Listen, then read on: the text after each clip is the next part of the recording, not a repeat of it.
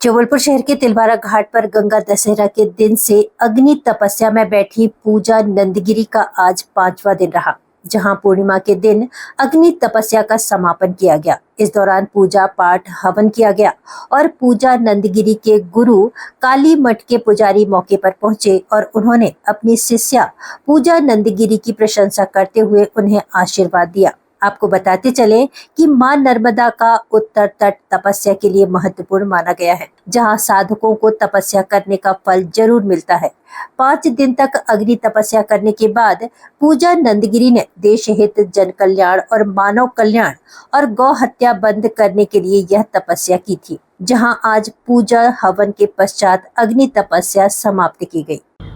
माँ जगदम्बा नर्मदा के पावन तट पर हम सब आज जहाँ माँ जगदम्बा का यह पावनमयी तट है, पूर्णिमा का दिन है, जहाँ पूजा नंदगिरी ने यहाँ पर तप करके अग्नि तप के माध्यम से माँ जगदम्बा को रिझाया, मनाया कि माँ सभी सुख रहें, सभी के कष्टों की निवृत्ति हो, संसार की भलाई के लिए, अपने क्षेत्र की भलाई के लिए उन्होंने ये तप स्वीकार किया और अग्नि तप के माध्यम से माँ जगदम्बा को रिझाया कि माँ जीवन में जो भी माँ तुम्हारी आराधना करे, तुम्हारी प्रार्थना करे, वह सब सुखी रहें। सुख की आशा सभी कोई करते हैं और सुख के लिए ही सब पड़े हैं आगे, विपत्ति कोई नहीं मांगता।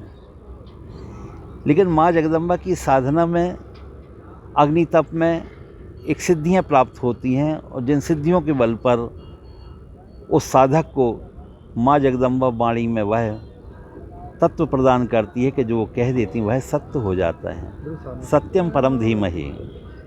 माँ जगदम्बा का यह पावनमयी आंचल में बैठ कर के तप करना बड़े सौभाग्य की बात है। और आज जो तप चल रहा है गंगा दशहरा के दिन से और आज पूर्णिमा के दिन पूर्ण हो रहा है, यह बड़ा सौभाग्यशाली दिन है। आज हमारी परम प्रिय शिष्या पूजा नंदगिरी का हम खूब उसको साधुवाद देते हैं, खूब आशीर्वाद देते हैं कि माता रानी उसको खूब दिन दूनी रात चौगनी तपस्या में खूब अग्रसर करे और सभी के प्रति अपना भाव, प्रेम और निष्काम भाव से सबकी सेवा में संलग्न रहे। ऐसी पूजा नंदगिरी का हम लोग खूब अभिनंदन करते हैं कि खूब आगे बढ़े इस साधना में।